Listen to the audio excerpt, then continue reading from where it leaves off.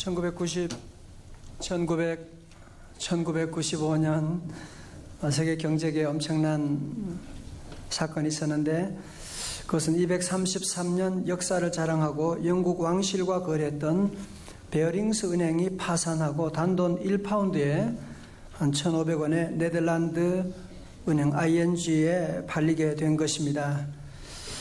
절대로 무너지지 않을 것만 같은 이런 대형 은행이 어떻게 이렇게 한순간에 무너지게 되었을까요? 그 은행에 닉 리슨이라고 하는 청년이 있었습니다. 이 청년은 고졸이었지만 돈을 벌 줄 알았고 한때 베어링스 은행 수익의 20%를 벌어오는, 그러니까 은행에서는 그를 믿을 수밖에 없었고 계속 돈을 대주면서 돈을 벌어오도록 했던 것이지요. 그러면서 리슨은 자신의 능력을 과신하면서 오만하게 행동하고, 그러다가 어느 날 작은 실수를 하게 되었는데 그 실수를 감추려고 거짓말을 하고, 또 그 거짓을 감추려고 또 거짓말을 하게 되고, 그리고 감추고 숨긴 손해액이 점점 커지더니만 마침내 13억 파운드, 약 2조 원에 달하게 됩니다. 그리고 더 이상 숨길 수 없는 상태가 되자 리스는 비행기를 타고 도망을 가고 후에 경찰에 잡혀서 6년 6개월 형을 선고받게 되었습니다. 성도 여러분, 이 베어링스 은행이 황실은행이라고 하는 명예와 신뢰를 얻는데 무려 233년이 걸렸습니다. 그러나 그 명성과 역사가 무너지는 데는 한 달도 채 걸리지 않았다고 하는 사실입니다. 공든탑이 무너지랴 공든탑도 무너집니다.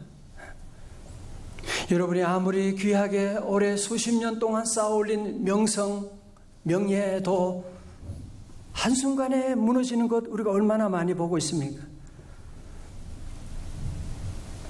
회사를 세우기 위해서 얼마나 많은 사람이 수고하고 노력하고 애쓰고 나아가는데, 이 문제가 생기면 한순간에 회사도 넘어지게 되는, 몇 달이면 넘어지는 일이 많고, 여러분 돈도 벌기가 어렵지, 돈이 나갈 때는 그냥 인사도 안 하고 그냥 나가버린 일이 얼마나 많이 있습니까?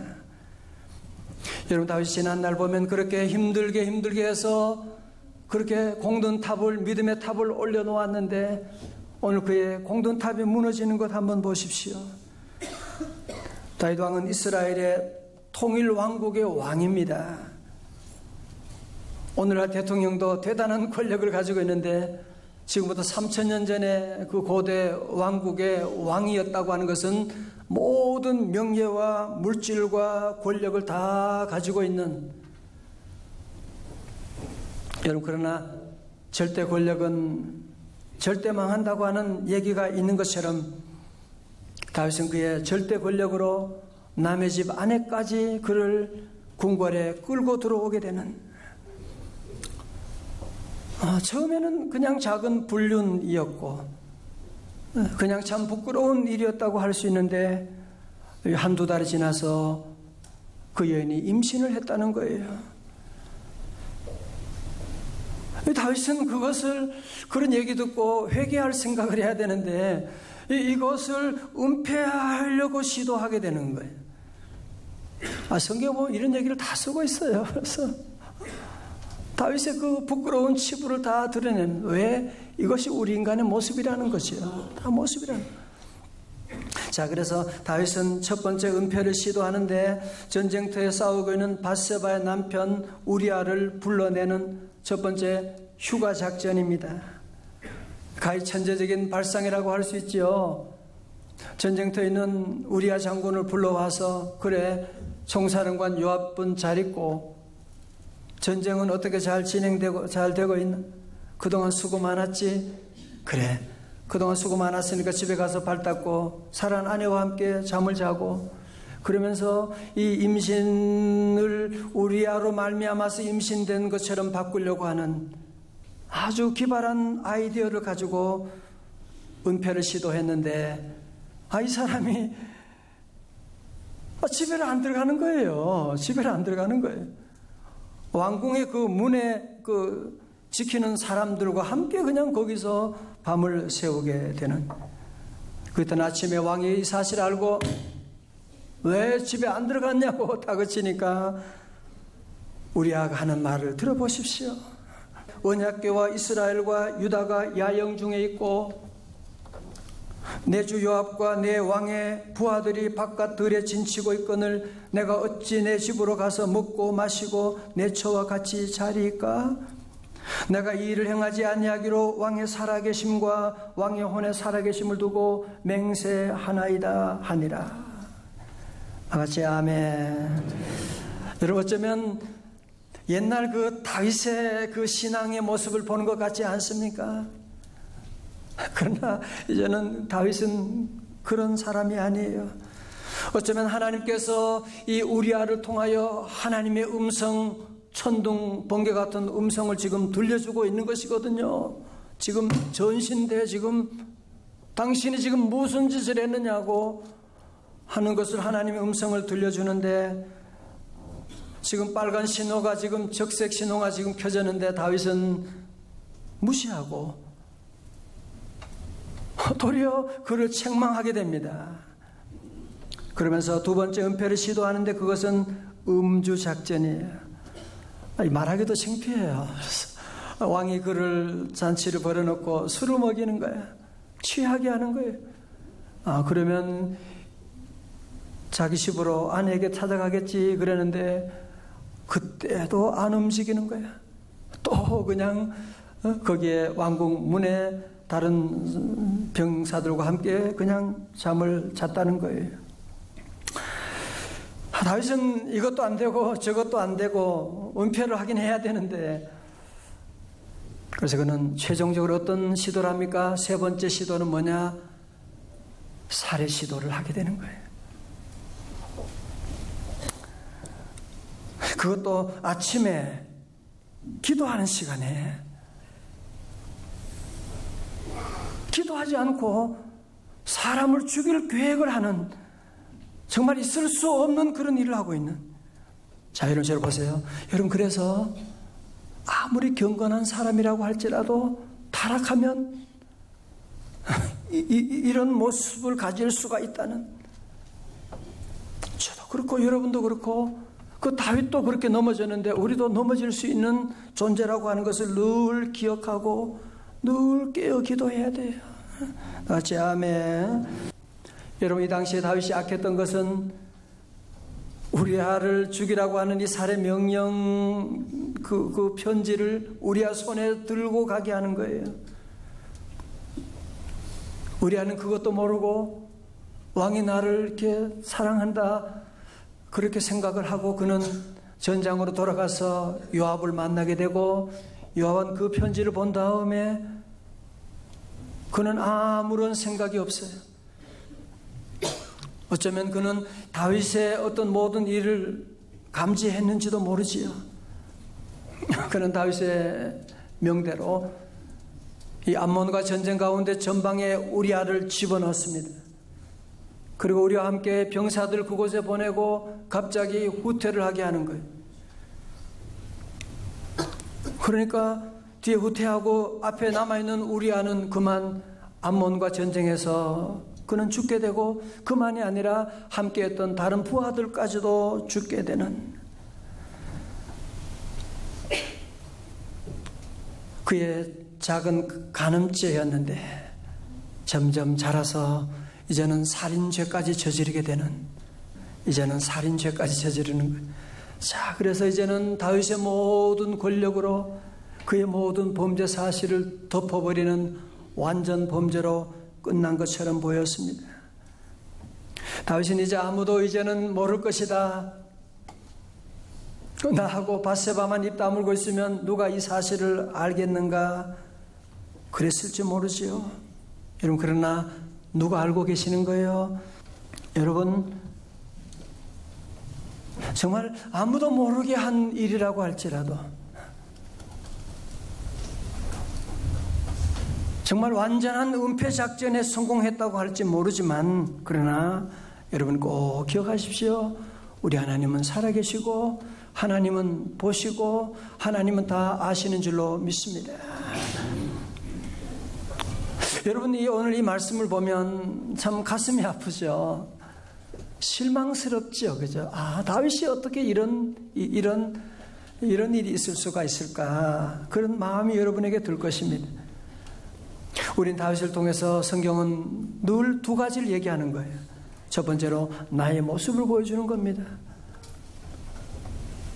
나도 그런 환경이 되지 못해서 그렇지. 나도 그럴 가능성이 있는 사람이다. 두 번째는 뭘 보여주는 거예요? 우리는 그래서 다윗을 믿지 말고 나를 믿지 말고 세상에 어느 누구도 믿지 말고 오직 하나님만 믿어야 된다는 것이에요. 하나님만 믿어야지 누구를 믿을 수가 있겠어요? 어떻게 나를 믿을 수가 있겠어요?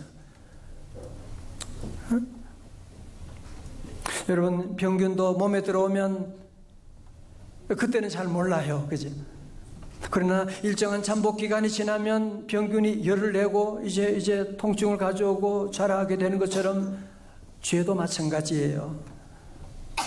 죄도 처음 지었을 때는 나도 몰라요. 주변에도 몰라요. 그러나 다윗의 죄, 비록 작은 죄였지만 점점 죄의 잠복 기간이 지나면서 그 죄가 점점 장성하게 되는 거예요. 그래서 나중에는 살인죄까지 저지르게 되고, 뿐만 아니라 그의 자녀들이 앞으로 여러분 사무엘하 26장까지 쭉 보면 그의 자녀들이 서로 죽이고 강간하게 되고, 그리고 마지막에는 그의 아들이 쿠데타를 일으켜서 아버지를 쫓아내기도 하고, 이런 아픔들이 계속 이어지는 사실을 우리가 볼 수가 있습니다. 그러므로 여러분, 이 죄의 문제는 아무도 모를 수가 있어요. 죄의 문제는 여러 가지 모양으로 은폐할 수가 있습니다. 그러나 덮는다고 해결되는 것이 아닙니다. 무시한다고 해결되는 것이 아닙니다. 한 번은 옛날에 철수가 엄마에게 와서 심각하게 물어보는 거예요. 엄마는 왜 머리가 흰머리가 이렇게 많아? 그러니까 엄마가 교육할 기회가 됐다 싶어서, 그래, 내가 이렇게 머리가 많은 것은 네가 말 안 듣고 공부 안 하고 그러면 그럴 때마다 엄마 가슴이 아프고, 그러면 주름살이 늘게 되고 나중에 검은 머리도 휘어지게 되는 거야. 그럼 네 앞으로 어떻게 해야 되겠어? 막 얘기하는데 애가 심각한 얼굴로 막 울먹울명하면서 얘기하는 거예요. 엄마, 외할머니가 불쌍해. 외할머니가. 아니, 지금 제 얘기하고 있는데 지금 얘는 이 엄마 얘기를 지금 하고, 이 사람들이 보면 자기 문제를 저도 그렇고 여러분도 그렇고 잘 모르고 그냥 대강 넘어가려고 하는 때가 얼마나 많이 있습니까? 사랑하는 성도 여러분, 죄의 문제는요, 덮는다고 해결되는 것이 아니에요. 세월이 약이겠지요? 아닙니다. 여러분의 불행의 모든 것, 여러분이 그 원인을 성경에서 물어보세요. 어디서 왔느냐? 한마디로 말하면 죄로부터 시작된 것입니다. 죄로부터 시작된 거예요. 그래서 우리가 이 죄의 문제를 어떻게 하면 해결할 수 있는 방법이 무엇이냐? 그것은 바로 우리 하나님 아버지 앞에 나와서 우리의 죄를 자복하고 회개하는 것입니다. 죄를 숨기는 자는 결국은 그 죄의 모든 대가를 자기가 다 받는 것입니다. 자기만 받으면 괜찮은데 그 자녀 손들이 받게 되는, 이 다윗 보세요. 지금 자녀 손들이 다 그 저주를, 그 아픔을 다 겪게 되는 거예요. 여러분, 그래서 세상에 많은 종교들이 있는데 어느 종교도 죄의 문제를 해결하는 종교는 없는 거예요. 자기가 노력하고 돌을 닦고 그래도 죄의 문제를 해결하는 것은 없어요. 오직 우리 기독교만 누구든지 예수를 믿고 주님 앞에 나와 회개하게 되면, 너의 모든 죄를 자백하면, 컨페스하면, 자백하게 되면 저는 미쁘시고 의로우사 우리를 모든 불의에서 깨끗하게 하여 주시고 용서해 주시고. 여러분, 그래서 죄는 덮을 때에 파괴력이 있는 거예요. 그러나 그것을 노출시키게 되면 힘을 잃어버려요. 힘을 잃어버린다니까. 많은 사람들이 죄를 끝까지 덮고 있으니까 문제가 점점 커지게 되는 거잖아요. 잘못했습니다. 미안합니다. 뭐 그러면 다 끝날 건데 계속 덮고 있는 일이 얼마나 많고, 그 회개하면 회복되는 거예요. 다 같이 아멘. 제가 지난주 월요일에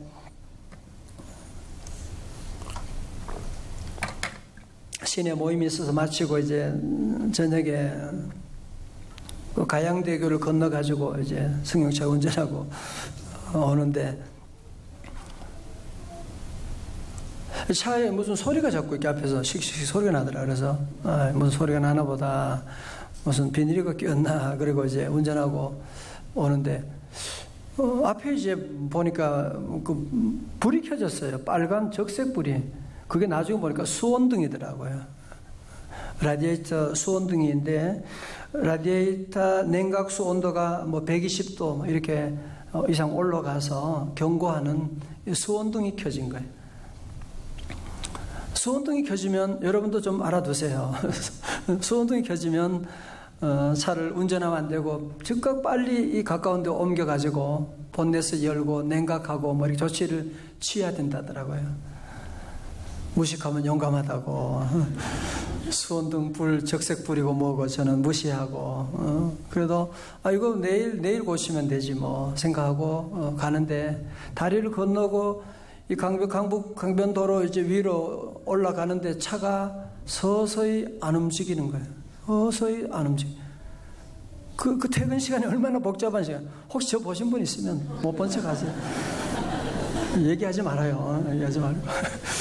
차를 그래서 그 오른쪽에다가 겨우 해서 차를 이제 옆에 붙였어요. 다행히. 그 퇴근 시간에 붙이고, 그리고 이상하다 싶어서 다시 시동을 껐다가 켜니까 완전히 다 나가버렸어요. 그래가지고 견인차를 불러가지고 그 차를 끌고서 다시 공장에 가지고 가고 고치는데 한 주간 걸렸습니다. 한 주간. 제가 이 사실을 통해서 한 가지 중요한 사실을 깨달았어요. 작은 경고등도 무시하면 안 되는 것이구나 하는 거. 작은 경고등을 무시하게 되면 이런 대형 사고가 나게 되는 것이구나 하는 것을 제가 깊이 깨닫고, 오늘 말씀 준비하는 가운데 하나님 이 얘기를 깨닫게 해주시고, 사랑하는 성도 여러분, 혹시 여러분 가정에, 혹시 여러분 사업에, 여러분의 영적인 생활에 적색 붉은 드링이 혹시 들어오지는 않으셨어요? 목사님이 주의 종이 예배 시간마다 말씀하는데 자꾸 가슴이 찔리는, 혹시 여러분 그런 경험이 있는 분 계시지 않아요?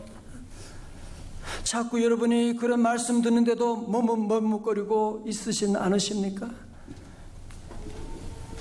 고장난 브레이크 계속 가면 나중에 대형 사고가 나게 되는. 그래서 하나님이 우리를 대형 사고 나기 전에 주님이 우리를 위해서 이 땅에 오셔서 십자가 지시고 우리를 구원해 주시고, 요한복음 3장 16절에 하나님이 세상을 이처럼 사랑하사 독생자를 주셨으니 이는 그를 믿는 자마다 멸망치 않고 영생을 얻게 하려 하심이니라.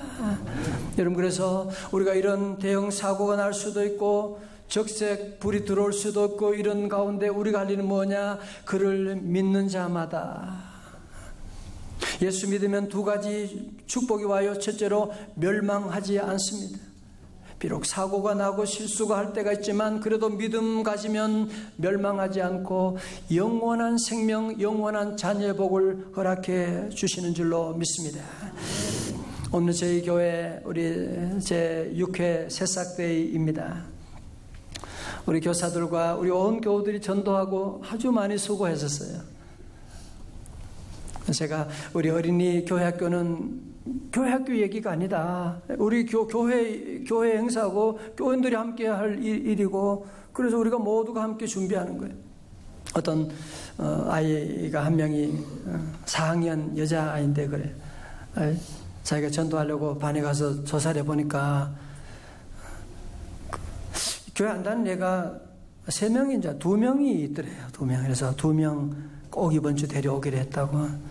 나중에 다시 연락이 왔는데 2명이 아니라 다시 확인했는데 3명이라고 하면서, 그리고 3명인데 옆반에 아이 1명까지 해서 4명을 데려오기로 했다고 그런 얘기를 해서 참 너무 기쁘고, 우리 모든 성도들이 함께 이 일에 참여하고. 왜? 어린이 전도 운동은 애국 운동이거든요. 왜? 우리 아이들 예수 믿어야 구원받을 수가 있는 것이거든요.